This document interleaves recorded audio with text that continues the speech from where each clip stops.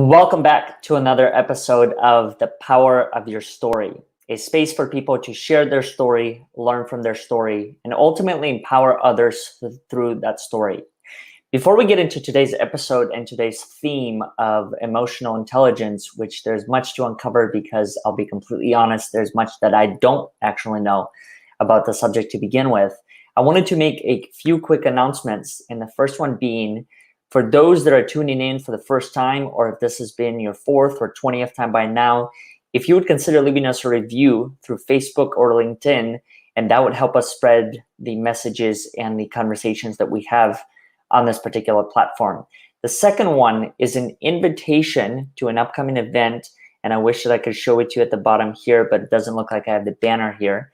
And that is an event that we'll be hosting through Overcoming Odds, a partner organization nonprofit that's based out of Austin.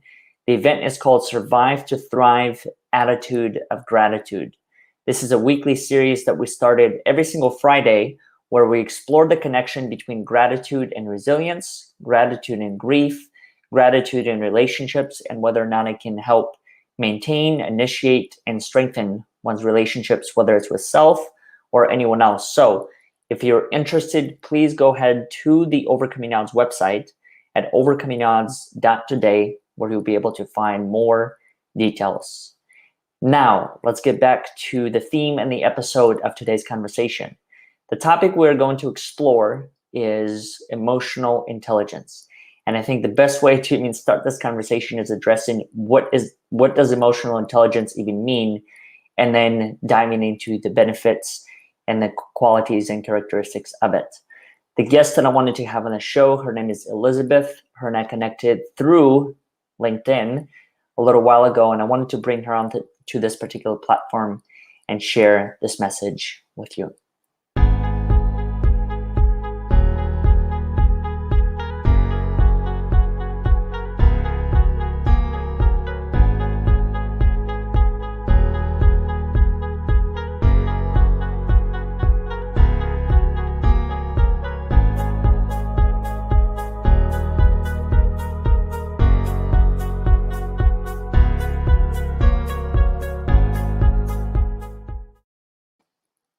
There you are. Elisabeth, Hi. how are you? I'm great. Thanks for having me on. I'm really excited to be here and have this chat. Absolutely. No, thank you for being a part of it. And, as I was mentioning prior to this, it's been an interesting topic for me to learn about, because I have found this to be a thing within many of the friendships and relationships and connections in general that I have. And so really understanding the role that my emotions play within them. I don't know, in my opinion, I feel like it's not possible to not be engaged with them and to be solely engaged with the reasoning part. I think they're both too interconnected to be able to make the difference. But I figured that the best way that maybe we can even start off this conversation is before addressing the question that's right above us, and that is, what is emotional intelligence? Let's take a step back and actually try and address, if we can, what is intelligence to begin with? How do you understand what does it mean to be intelligent? Well, I think there's that's a big, broad question. And I think some of it is we have to be able to be aware of something, to be able to recognize it, maybe have a mindset of curiosity about it, and then to manage it and regulate it in a capacity that we can learn from it, that we can process it, and to absorb things. So for emotional intelligence, I feel like the broad definition is just being able to successfully recognize and manage our own feelings and respond to the feelings of others, right? But there's a deeper dive into that I there's a definition that I really like that comes from Pete Walker, who wrote Complex CTSD, and he says that it's the degree to which we can accept all of our feelings without dissociating from our feelings, and also without expressing or suppressing them in a way that does not hurt ourselves or others. And so I think part of intelligence is a kind of a mindset of awareness and curiosity, and then the ability to be able to digest and absorb information, whether that's emotions or factual information or whatever it is that we're taking in. But do we actually have the process to integrate it and absorb it into our life in a practical way, into our growth, into our learning? So interesting point that you point out there as far as the awareness goes. I know for me, when I came to that realization that much of it truly does start from recognition and awareness, this whole process of problem solving and decision making, it almost became a lot simpler than it was previously. Because I remember when I was looking at complexity within my life, or like a friendship that, let's say, didn't quote unquote work out according to my own set of expectations and assumptions, I realized that in being aware of the problem to begin with, it simplified the journey, because now I was able to recognize where it was coming from, like where many of those feelings came from. And I'll never forget it. Well, never is a long time. I haven't forgotten the time just yet when a friend of mine, we were having a conversation, and he had said, "If I haven't disappointed you just yet, just wait." And I found it to be brutally honest, and a lot of truth within that, because now he gave me a target, kind of like a moving target to focus on, and that's areas where I can be disappointed within our friendship. So Interesting. whether it was him not following up, whether it was him saying one thing and then not doing that same exact thing, I realized that when I put my attention and focus on that thing, going back to the recognition and awareness, in a way, that was all I was seeing.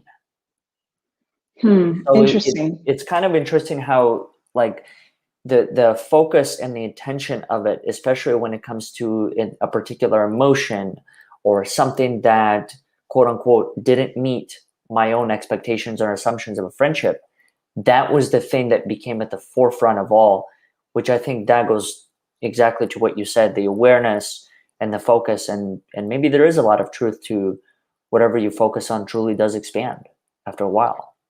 I think that for sure that's true. Where we put our attention on does expand. Although I would also say it's really important that we don't bypass some of our emotions, and that emotions are 100% things that are supposed to be experienced in our body and move through our body. So I think in our society and our culture, we have a tendency to really categorize certain emotions as bad, or as something that we need to suppress in some way, like grief is not good, or sadness, or anger, or jealousy, or envy. And the truth of the matter, in my experience, is that there's this whole spectrum of emotions that make up the human experience. And if we suppress some, or if we numb some, then that whole continuum starts to get numbed out. And you can't have the joy without also allowing yourself to process and experience the sadness. And you can't have the compassion and the forgiveness without also processing and experiencing the anger.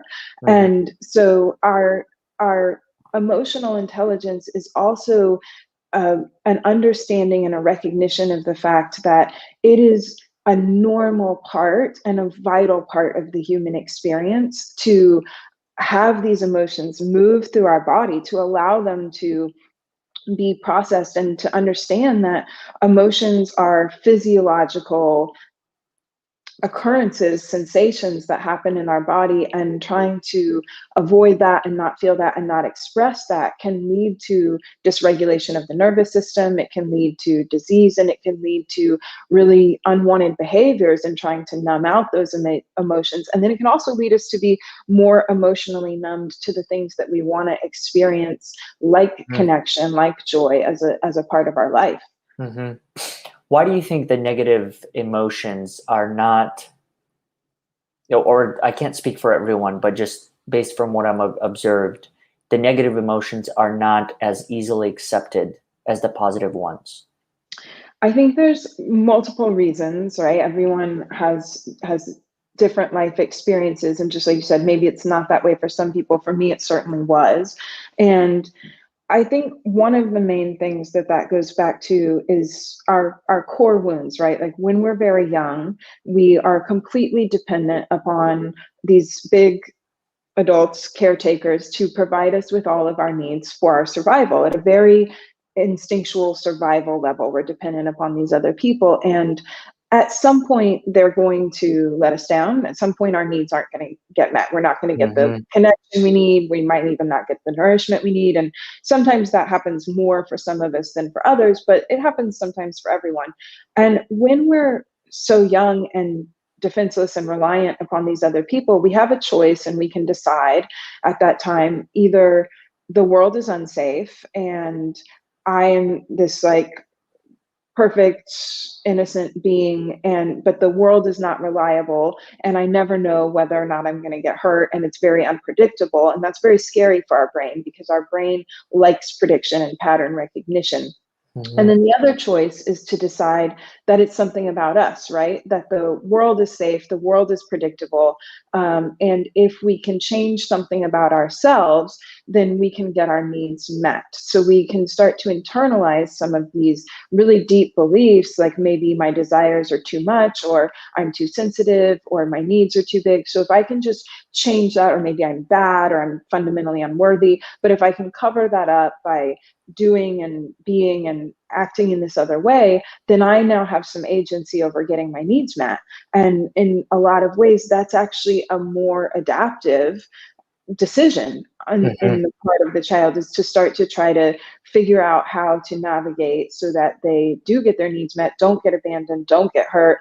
And so we start to suppress some of our desires if we think they're too big. We suppress our emotions if we have been made to feel like we're too sensitive. And then in another kind of similar vein to that, for those of us who do have trauma, a lot of times those emotions can get really linked with a trauma response, right? And so we start to experience that the physiology of that emotion, whether it's fear or sadness or anger, and we get that cascade of chemicals in our bodies and those responses that happen, and it feels internally the same way that we were feeling in the traumatic incident. And then it triggers this whole response that is a very protective, very survival response. And so in that way too, our bodies and our physiology start to teach us that emotions are dangerous. And so again, we try to numb and distract, and whether that's through TV or food or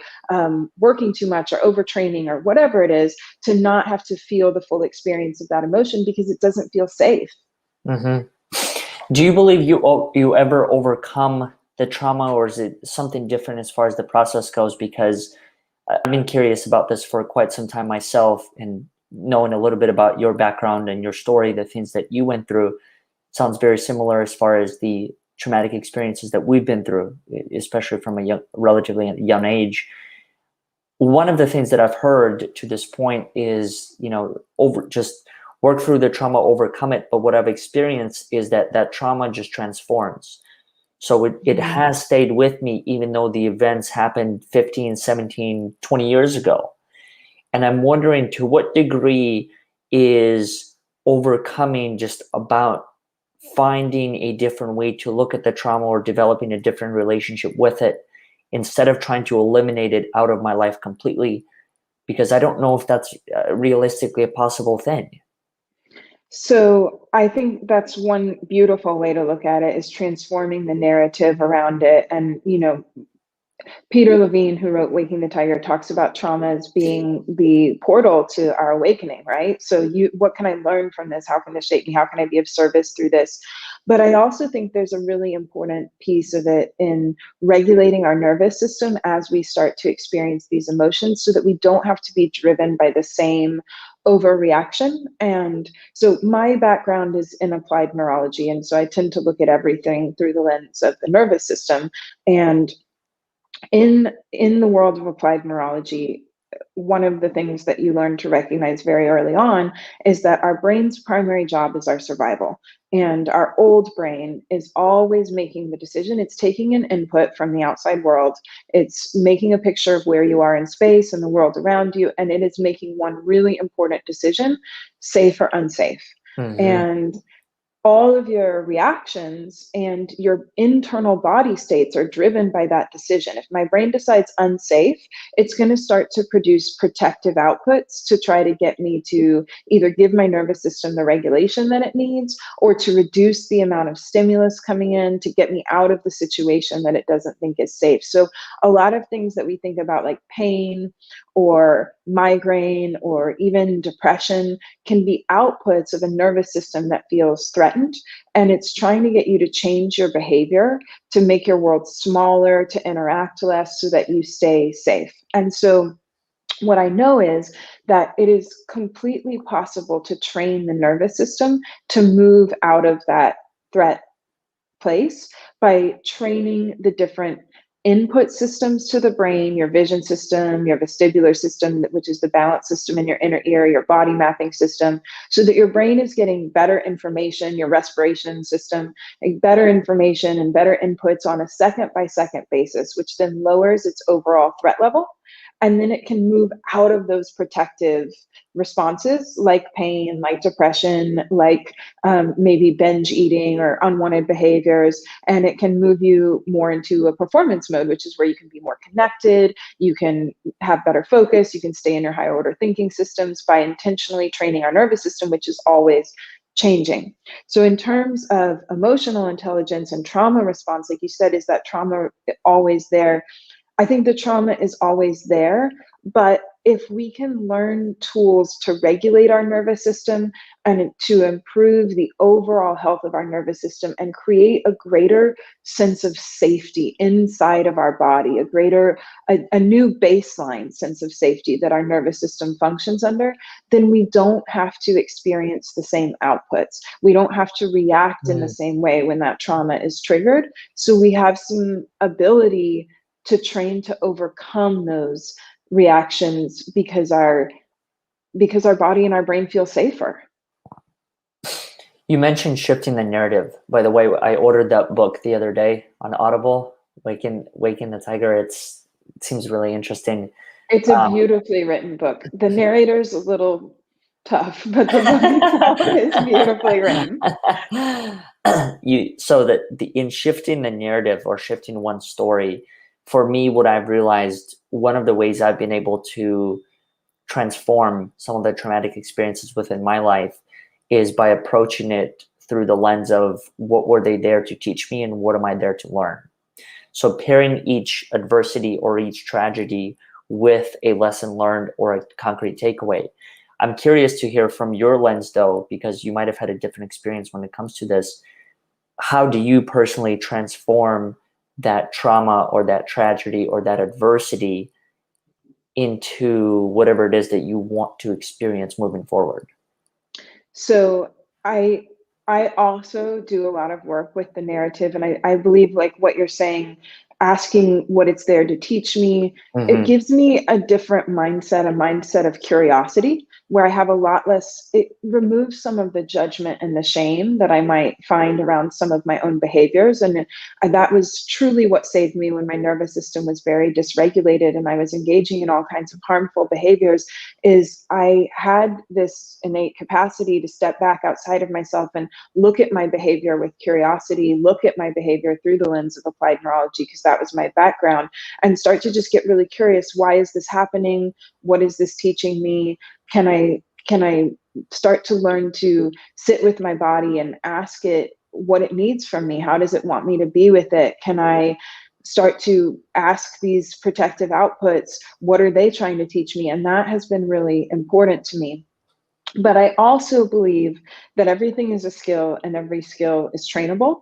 And so when it comes to emotional processing, this has been a really long and gradual road for me. And what's important to remember about trauma too is that you can't go too slowly in trying to process it. You don't want to go like diving in. Just let it be a really gradual unfolding so that you're not constantly re-traumatizing yourself.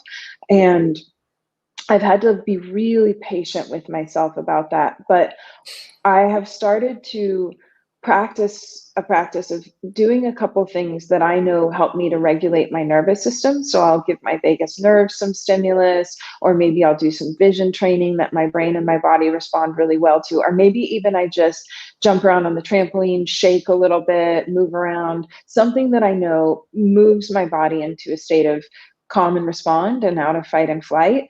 And then I give myself a time container to let myself just emotionally purge. I do a little bit of writing. I write about an incident and I let myself write about it with the emotional maturity of like a 5-year-old. I don't try to think about the fact that everybody does the best they can at the level of their nervous system. And I know that these people were working with the tools that they had. I just let myself express my anger and my fear and my disappointment and my sadness. And I set a timer and I just let it out, and then I do something to somatically move that through my body. And that sometimes that looks like screaming into a pillow. Sometimes it looks like punching the air. I mean, there's a real animal guttural response, and all this stuff comes out when you scream. And I actually just read an article that some neuroscientists were looking at what happens when you scream, and as many as 6 different human emotions get processed through the brain with screaming. Wow. And so it's really neat, actually. And I feel it when I'm doing that practice. Or again, I'll shake, I'll bounce, I'll dance around. I'll just kind of see what my body needs. And again, I set a container for that. I'm like, you don't have to stay here forever. You can just do this for 1 minute and just see what comes out. And then afterwards, I follow it with some more neural drills, neural exercises that I have to regulate the nervous system, or do something else that I know my nervous system really likes. Like I'll go take a walk in nature or take a bath or something like that, so that after I'm doing the thing that is somewhat threatening to me, I re-regulate my nervous system. And by approaching this in a minimum effective dose kind of way, like just little experiences of experiencing those chemicals in my body, experiencing those sensations, letting them move through me, but just in little chunks, I am starting to teach my brain that it's safe to experience that emotion, that it's safe to let it move through me. And then I can begin to not move into those protective outputs whenever that emotion occurs. I've always wondered what is the theory and the methodology behind the screaming, because I do that. So I don't do it. I don't do it in the apartment. I don't do it in the pillow. And I think part of it is just the story I build in my head that, if the neighbor's here, then it's probably like a time to like call the police or whatever. Right, Really, totally. that's not the reality of the matter. Is I do it when I'm in the car. I do it when I'm driving, and how state of being and the impact that it could actually have on the rest of your day. So if it feeling down, then doing something that disrupts that same pattern. So going on a walk, or I don't know, petting a dog, screaming, writing, doing something that's not repeating the same exact set of behaviors that led me to this particular state to begin with, but something that changes the state completely. And so I remember after watching it, literally going to my car, I was driving somewhere, I think it was in San Diego or somewhere in California, and I just screamed. And I kid you not, within seconds of doing it, I felt that I was able to release all of this energy and tension out of my body.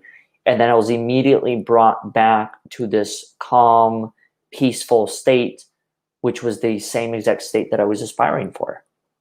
Yeah, absolutely. It's beautiful. And it's, as we allow ourselves to move through something, or to let something move through us, really, in that case, then we can come out on the other side of it, right? And then we're able to be present. We're able to be in this new way of being, just like you were talking about. Whereas when we continue to avoid that and suppress it, and it's okay if you do that. A lot of times we're taught, like I said, from an early age, that, and it can be really threatening. But once we get to that place where we can create enough safety for ourselves, create a safe container like your car, and start to trust ourselves a little bit into allowing ourselves to experience that and to process it and release it, then I think real healing and change becomes possible from that place. Mm-hmm. Now, I know that you work a lot within this concept of healing and change to begin with. in looking at change, and in particular when it comes to the change of the individual themselves, what do you think ultimately triggers that and helps it be sustainable? So I've heard many different theories. One of them is motivation, having the motivation to change. But the challenge that I've experienced is that motivation, it's very much like one drop, one dose, and then from there you gotta it doesn't last as long as I imagine it being. Where do you think true change comes from, or where does it start from? Well, I think again that for me it always kind of comes back to this idea that we have to create safety first in order Hmm. for change and leveling up to be possible. So in our higher order thinking systems, in our, prefrontal cortex, we can have these ideas about who we want to be in the world. But if our brain does not feel safe, if our nervous system doesn't feel safe, we're going to constantly get held back in these protective mechanisms. And change in and of itself is threatening to your brain because our brain functions on pattern recognition, and it Hmm. uses those patterns to make the predictions that it uses to generate outputs that keep us alive. And so whether that change is positive or negative, at a very survival level, it's threatening to your brain because it's making it harder to make those decisions that it needs to make for your survival. And so that's why change can feel so uncomfortable inside of our bodies, and why it's so difficult to make habit change. And so one of the things that I think is really important is understanding, one, that everything we experience in our mind, we experience in our body, and that the system is a very interconnected loop. And so we have to bring our body and our subconscious mind along with us in this healing change process. And so finding the tools to help your body feel safe, whether that's through somatics, whether that's through applied neurology and helping to regulate your nervous system or train your nervous system to feel safer, or whether that's through more connection and changing your environment to be a place that feels safer. You got to cultivate that foundation maybe while you're in that moment of inspiration and motivation. Start to build that place of safety for yourself so that then you can continue on with the intentions that you have for yourself of changing, and you don't get held back by a dysregulated nervous system that is threatened by the change. Hmm. I want to shift slightly to the topic of relationships. And Alan Coate has joined us here. And one of the comments he has said is that there's so many great concepts revealed here: container for time, respond as a 5-year-old. I do that in writing an emotion or an incident, letting the body let you know what it needs, process, release, etc. Thank you for joining us, Alan. And whatever other questions Yeah, you thank have, you. feel free to put them in the chat. The topic that I wanted to briefly touch upon, and once again, this could be a loaded conversation for a whole other set, but we'll do the best that we can, and that is relationships. And in particular, the connection between emotional intelligence and relationships. How do you personally know that a relationship is no longer serving you?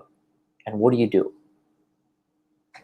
Well, I think that this is just very personal for me. I think Mhm. that relationships, in my experience, are also here to teach us, right? They're here to be catalysts for our growth. And I think that when I'm no longer growing in a relationship, then it is perhaps maybe that's the life cycle of that relationship. And that I try to stay also in the mindset in my own life that all relationships have a life cycle. Everything in nature has this natural life cycle, and it's based on expansion and growth. And it is my job to stay in a place where I can honor that life cycle and not try to push a relationship beyond its time because of my need to get safety and security or whatever it is that I'm needing.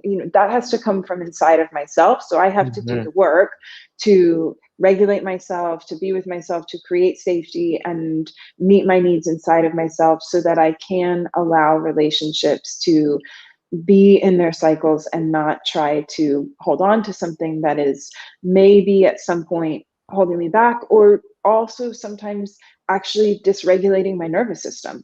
Hmm. Do you feel like you're surrounded by people that you can count on? Um, yes, I do. I think I have a life that's full of people um, who are growth oriented, who are loving and kind and open. And I feel incredibly fortunate to have those people in my life. But I also think that in some ways that comes from our ability to feel our emotions and to listen to the signals that our body is giving us, because Mhm. a lot of times if we suppress our emotions and we can't feel our anger or we can't feel our sadness, we dissociate from our body or we numb those emotions out. A lot of times we need those emotions for healthy self-protection, right? Without that, we don't have access to our uncomfortable feelings, and so we're not able to notice when something Mhm. is maybe out of alignment, maybe even abusive, maybe harmful to us, because we've suppressed those emotions and we've numbed them out, and they're there to tell us maybe that something isn't right for us. And then also if we're disconnected from our body, and I know this because I lived a lot of my life disconnected from my body, and it's taken me a long time to feel comfortable and safe coming back into it. But our body tells us a lot. It's always Mhm. sending us signals. And I believe there's a lot of wisdom inside of my body. And if something is going on, if I'm experiencing pain, if I'm experiencing nausea, if I'm having a lot of muscle tightness, what is my body telling me? And sometimes that is about a relationship. And that's where that intuitive sense comes in, and being able to read and to honor those signals as a guide for who I really bring into my life and where I put my energy has been really important in serving me to cultivate those kind of relationships. Hmm. The reason why I asked that is because I was sharing with this with you earlier prior to us hitting that record button here, and that's I was watching an interview yesterday with Les Brown, and one of the things that he had mentioned is this whole concept of relationships and how they really do or they really can influence who you are and influence your trajectory moving forward. And there was something that I heard however many years ago by now. I was sitting down, his name is Nathaniel Williams. I was having a conversation with him around similar concept environment and how that impacts your life moving forward. And he had said something so profound that I've never heard before. So, you know how there's the phrase that you are the average of the 5 people you surround yourself with? So, he told me that you are the average of the 5 behaviors you surround yourself with.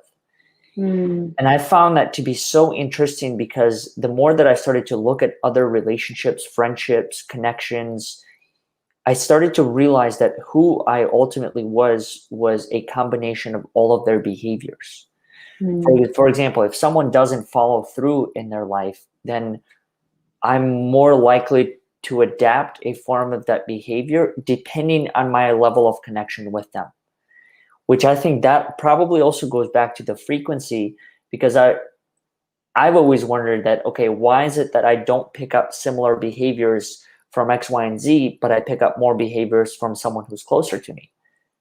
And I think there's something to be said about the connection and the trust that I have with the person, as well as the frequency that I keep in touch with them. You know, like I mentioned to you earlier, like one of the reasons why I may not find similar moments of quote unquote disappointment with some people compared to others is because I don't stay in touch with them on the regular basis like I do with someone else that I call every day or we text however many times throughout the day. So I think there's just a really interesting connection between the trust that a relationship has and then the impact that it could have yeah, on me. yeah. So from a neurological perspective, from a nervous system perspective, there's a lot of really interesting things to look at there. And one of the things that I really deeply believe is we all do the best that we can at the level of our nervous system. Even though I don't write like that when I'm a 5-year old, that is what I really believe as my adult self. And so I think that one, you were talking about, being an average of their behaviors. I do think also too, so much of our behavior is driven by our nervous system, and our nervous systems, we co-regulate with each other. We sync up, and Hmm. our heart rhythms sync up, our nervous system states start to align. And so we also are very affected at at the level of the nervous system by the type of people that we have around us. And what can happen sometimes for people who have very dysregulated nervous systems or have trauma in their past or certain attachment styles that come from early childhood is it can feel more comfortable to be around a certain type of dysregulation than it is to be around somebody who's very regulated and calm and present in their body. And so oftentimes we are driven at this very unaware level, this very subconscious level, to bring certain relationships into our lives to resolve our trauma patterns, for instance. So, maybe we have had trauma in our childhood, and one of the things that trauma often leads to is trauma bonds, where people are trying to replay what happened in their past and get a different outcome, right? So that their brain and their nervous system and their body can process through that and have a different outcome. The same way like bear cubs would reenact a scene where they were being chased by a predator and replay it with different outcomes, so that they're learning how to process that through their body, and they're learning how to adapt and to produce a different outcome. We have that same instinctual drive to re-experience the thing, but with a different outcome. But what ends up happening often is, instead of getting that new and different outcome and teaching our nervous system and our body that we're safe, is we keep replaying the trauma with the same outcome. And then that loop gets baked in more and more. So there's a lot of power in somatics and processing those events through our body in a safe container, and also in nervous system regulation, so that we can bring different relationships into our lives, so that we can develop different attachment styles and make change possible at the level of our nervous system in terms of our relationship patterns.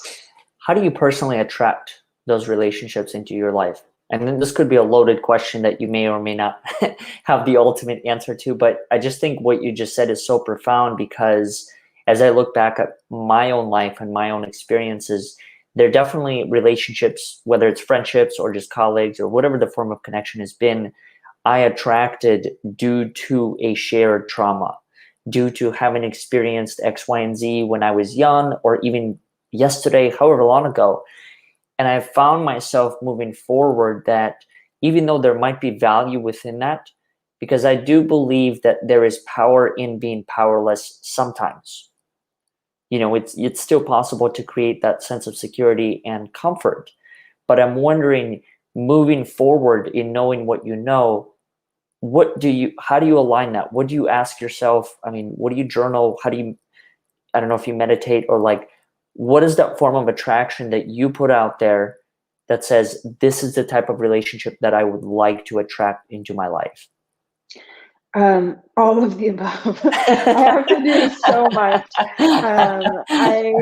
It's taken me a lot of work. I grew up with a lot of different types of childhood trauma, very high ACE score, and which just stands for adverse childhood experience. And so I had a very anxious attachment style, constantly being afraid of being abandoned, but also being afraid of letting someone in too close at the same time, wanting to be around someone, but also pushing away. And it led for a lot of my life to sometimes dangerous relationships, sometimes business partnerships that were out of alignment, just all kinds of things that it would play out over and over again in my life. And so I reached a point where I realized, if I don't heal this dysregulation, if I don't figure this out, this could be really deadly to me. This may be what takes me out.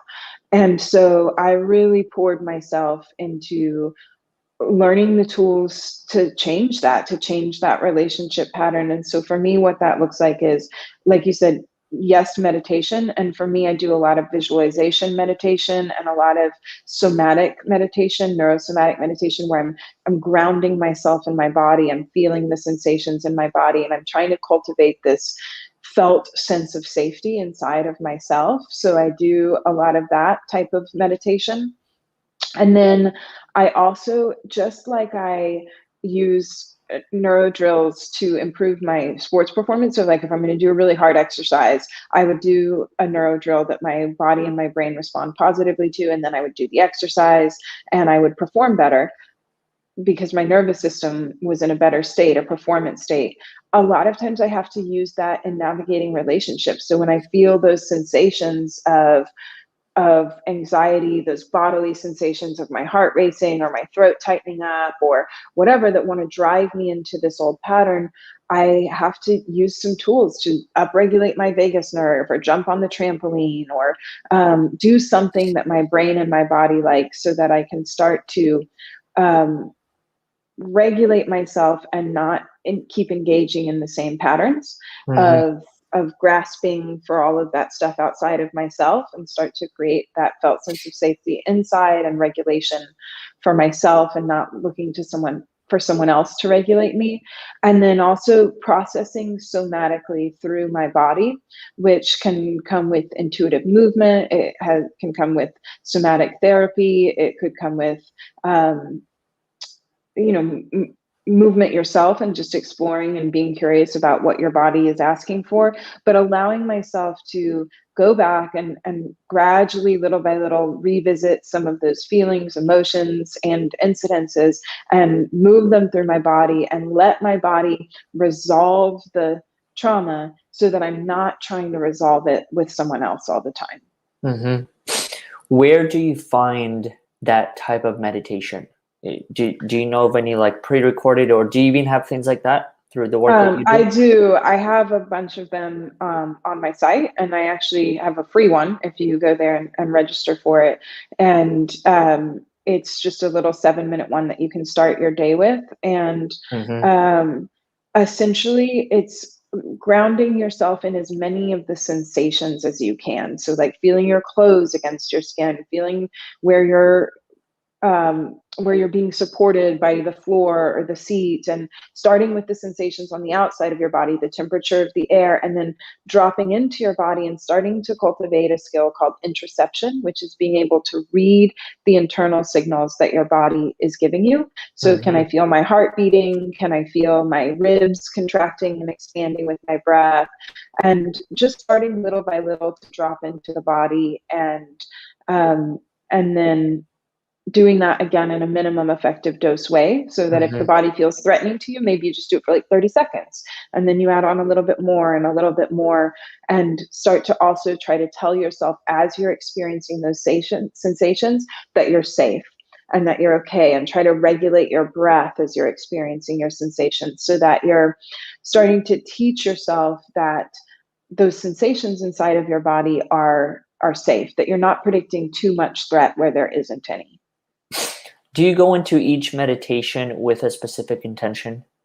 For example, I want to be X, Y, and Z, or because I've experienced with things like that, especially the most recent topics that I've experienced revolve around money. So ever since I was young, and this is not necessarily my parents, but more so just my surrounding environment, oftentimes what I heard in regard to this concept of money is that money is evil. Everyone that's rich is an a-hole. So there's just all these things. And I've recently just started to question those things. And meditation has actually helped me, because now I'm able to go into each session with a particular intention. So for example, one of the most recent ones that I did was I'm worthy of money, and then letting that flow through me. But I'm curious, from your lens, do you go into each one with a specific intention of how you would want to come out of it? Or is it more kind of like whatever comes, that's what comes? So I do lots of different types of meditation. That neurosomatic safety meditation is really for me just about starting to create a sense of safety in the body and starting to be able to read the internal signals that my body is giving me, and just coming back into the body and being able to listen to whatever it might be telling me. And so that's more about taking a little bit of time to build that relationship with my body and create safety inside of the body, so that I don't have to reach for it outside of myself. But then I also definitely do a lot of subconscious reprogramming and belief reprogramming. And I have a whole protocol that I do, which is kind of the same. I regulate my nervous system because sometimes as I start to try to incorporate these new beliefs into my life, that old belief was serving me for a long time and Yes. keeping me safe Yes. and ensuring my survival, right? This was, again, going back to those core wounds. We decided that as a child that that's how I'm going to get my needs met. That's how I'm going to make sure I stay safe. If I decide that my desires are too much or that I'm bad or whatever it is, Mhm. I'm kind of using that as a protective mechanism for my survival. And so when I start to try to dismantle that belief, I find a lot of internal resistance. I will feel tension in my throat. I'll feel tension around my eyes. Maybe my stomach will get uneasy. And so I've found that it really helps me to incorporate those new beliefs that I want to live my life by, that I want to embody and project out into the world, like I'm worthy, like making money is easy and fun, like my visibility serves the world, like all of these things that I want to carry out into. Mhm. If I can let them wash over me and meditate on them, but also maybe before the meditation, regulate my nervous system, or maybe even while I'm doing the meditation, do things that are regulating my nervous system, relaxing my body, and making it more open to receiving this new belief without moving into threat response, then that's really helpful for me. And then the other thing I just want to say about meditation is that, there are so many different types of meditation, and everybody's nervous system and life experience is so unique. And it's really important to keep that in mind as you're exploring meditation and not get frustrated. Sometimes for people who've had a lot of trauma, sitting still with your eyes closed when you're stuck in a state of hypervigilance or fight or flight can be Mhm. very threatening. You'll feel that your heart starts racing and it will actually make you feel worse. And so in that case, great, you don't have to do it that way. Go take a walk and just try to be present in nature and keep your body moving so that it gets some of that energy out. And just know that it's always a good idea to assess and reassess. Do I feel better or worse when I do this? Mhm. Does my body respond positively? And not try to necessarily force yourself into something that might actually be a little bit dysregulating depending upon your history. How do you know what the fine line is between choosing to stick with a habit and giving up on it too early? Because what I've learned is that there are certain habits. So I probably have gone through the whole 9 yards when it comes to developing habits. There are times where I try to implement everything all at once, like all 15 or 20 different changes in my life. And then there are times where I started to implement them incrementally. So working on one, going to the next one. But what I found to be something that's of a challenge is with every new habit, at least for me, there's a learning curve. Not every learning curve is a week or even necessarily a month. Some learning curves take a lot longer. So I've oftentimes wondered, to what degree am I giving up on a habit that long term can truly benefit me because I haven't developed that discipline yet, or a level of understanding that this is a long game. This is not instant gratification. How have you been able to tell the difference in your own life that, okay, I'm giving up on this too quickly and I'm not giving it a fair chance, compared to this is actually not something that is serving me moving forward? Yeah, so I think I like to look at habit change a lot like I look at neural exercises, a lot like I look at regular exercise from this concept in applied neurology of minimum effective dose. So that this idea that everything that I'm doing to impact myself is like medicine, right? If I take too much of it, if I have a headache and I take the whole bottle of Tylenol, then I will die or have very negative outputs. If I just took a tiny sliver of it, then it wouldn't be enough to impact any change. It wouldn't make my brain adapt to change. It wouldn't be enough stress response to um, impact change. But if I find the right dosage, if I take the recommended amount for my Hmm. body, then I get the positive output without the negative returns, right? And so everything is on this kind of bell curve. How much stimulus do I need to get the maximum benefit for the amount of effort that I'm putting in? And Hmm. how do I not exceed that minimum effective dose to start to push myself into negative outputs? And so with habit change, I think it's kind of the same. What is the amount of change that I can push myself toward without starting to move my body into threat response, Mm-hmm. without starting to experience negative outputs like extreme fatigue or a whole lot of internal resistance or maybe even pain, maybe shut down, just being with my body and knowing when it's giving me those signals so that I can recognize that. And then really trying to stay with the minimum effective dose so that I can continue to move forward in a positive direction. And one of the things that they say in the neurological institute that I train with is like, make it so simple that you can't mess it up. Like, make it so small that you can't Mm-hmm. mess it up. So if you start with just this really small thing, then your brain gets wins, which it needs, and it's also not moving into negative responses. So if you can really calibrate and have more patience with the habit change, then you can move in a direction where you're not potentially causing your body to move in a negative direction. And that's important because what we do, we get better at. So you don't want to move into pain. You don't want to move into threat response, because then your brain is actually becoming more efficient at moving into that. Mm-hmm. How do you support habit building? I mean, do you have a chart that literally you cross it off day 1, day 2, day 3, and you have a specific goal that you try and get to, like 30 days in a row or whatever the amount? Or is there I something do else that set you do? dates. I do set dates of like, I'm going to try this practice for 30 days in a very graduated minimum effective dose kind of way. Mm-hmm. And I will put it in my calendar. Like, I'm going to try this till this date and let myself have that amount of time to see how my body responds to it, to keep listening and being curious about it, and to let it gradually build up. And then I also make sure that I have to remember that change is threatening to my brain, whether it's good or bad. So if I want to be successful in it, I also need to take the time to regulate my nervous system around the activity so that I'm not setting myself up to not be able to succeed at it just because of the simple fact that change is threatening to my brain. Mm-hmm.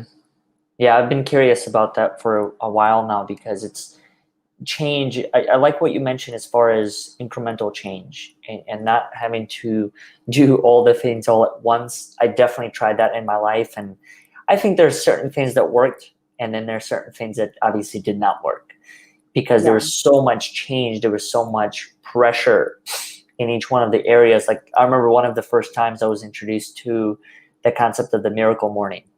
So instead of going concept by concept, I tried to tackle the whole thing and literally built a whole new routine. One of them included waking up at 6 a.m. in the morning, which was very challenging to do so. So here was the first challenge, and that's getting up at that time. And now I got to go through meditation, visualization, scribbling, and all these other things. And I realized that many of those things truly weren't working because it was too much change. Yeah. And then the other part, which I asked you, is like the support component.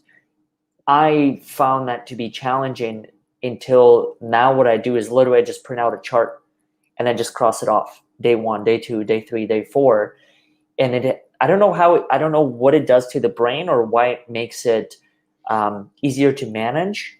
But I've found that in being able to print out a physical chart that I can see every single day and therefore match my progress with what the chart says, it helps me through the process a lot more. Yeah, that makes sense. I mean, it gives you some wins along the way. Every day you can have that sense of accomplishment and those emotions and those chemical responses to it too. And we also talk about in applied neurology, like, all you need is one good rep for the brain to know that something is possible, right? But it does have to be a good rep. You have to do it and your brain Mm, has to feel safe afterwards, right? If I do it and I move into threat response or pain, then I'm just teaching my brain over and over again that it's not safe. So again, that sense of calibrating and then having a positive outcome and showing your brain that it's safe and possible to have this change, and then repeating that over and over again so that you're sort of inoculating the threat response, inoculating the threat of the change by little introducing it to your brain and teaching your brain that it's safe. mhm. Elisabeth, obviously you and I can keep talking for hours upon hours here. I'm actually going to take down that note. You said all you need is one good rep. All you need is one good rep for your brain to know that it's possible, and then it learns that it's possible. And more importantly, it learns that it's safe, that it's not threatening your survival. And the more you can teach your brain that and make your nervous system feel regulated as you engage in the habit change or the whatever it is that you're trying to change, the more chance of success you have, because you're not fighting against that old survival reaction of your brain. It's gonna let you move forward in the way that you want to. What are some ways that people can connect with you and learn more about your work? I know that you mentioned the different meditations and practices that you just described through all of this. By the way, if you haven't written a book, highly recommended. Here to help in whatever way that I can. But I just think there's so much value in what you just described as far as— I would love to write a book. like reframing, learning to reframe for certain triggers. Getting it done feels good. It sure does. It truly does. But outside of that, for those that are watching right now, I will show her website at the bottom. Tell us a little bit more about what the work is about and why is it called brain-based wellness to begin with. So yeah, the best place to find me is on my website, which you guys can see down there, brainbased-wellness.com. And what it is it's a system that intentionally trains your nervous system to be more resilient. So we train your different input systems. It's a virtual platform. We train your visual system, your balance system in your inner ear, your body mapping system, your interoceptive system, and stimulate certain cranial nerves and practice certain types of neurosomatic meditation that are all aimed at making the input, the sensory signals coming into your brain clearer, and to upregulating the parts of your brain that need more activation, and helping you really become the expert of your own nervous system and learn how to give your brain and your nervous system the stimulus that it needs to resolve old deficits, to move out of threat response, and to move you out of that protective mode into a performance mode intentionally, with really well-designed training that you can implement on a little by little daily basis. And so I have a free course on my website for applied neurology that just teaches you a little bit about what applied neurology is, how to assess and reassess your nervous system, and it teaches you 4 or 5 really effective neural exercises that I've found to be very positive for a large number of my clients. And then it has that specific meditation, and you can just start to create your own little morning practice of nervous system regulation by doing that. And it's really helpful in moving forward in life and creating new behaviors, moving out of old patterns, and creating change. I just want to address one last point before we go, and that is Alan's point here. The very last one. My fear is what I know, as bad as it is, feels safer than change. What are your thoughts to that? Well, yeah, we get in these patterns that feel comfortable, even though they're not beneficial, or even though they're maybe even harmful. They still feel comfortable. They're what we know. They're what our brain can predict, right? It likes that prediction. And so again, it's about making the change at a level that you can succeed at. And then really, it just really helps so much to learn about your nervous system and learn how to regulate it, so that at that subconscious bodily level, you can be more adaptable, you can be more resilient, you can be more open to change, instead of just trying to power through it with your frontal lobe all the time, because it just can't always come from here. You have to bring the whole system with you. Elizabeth, thank you. Thank you for being a part of this. Thank you so much. Thank you for having me. A wealth of knowledge. I walking away with notes here. I don't often take notes, and I think the reason why is because what I've learned about myself is that it really helps me to be in the conversation. But then there's certain things that I feel like, okay, if I don't take notes, then it becomes a little bit like information overload, because there's so much to learn. There's only so much that I know, and there's so much that I don't know. So there's always so much to learn, for me too, all the time. Well, thank you. Thank you for being a part of it. And for anyone that's listening right now, please feel free to connect with her. And I'll show the website at the bottom again, and that is brainbasedwellness.com, where she has the course as well as all the other meditations that you can be a part of. Thank you.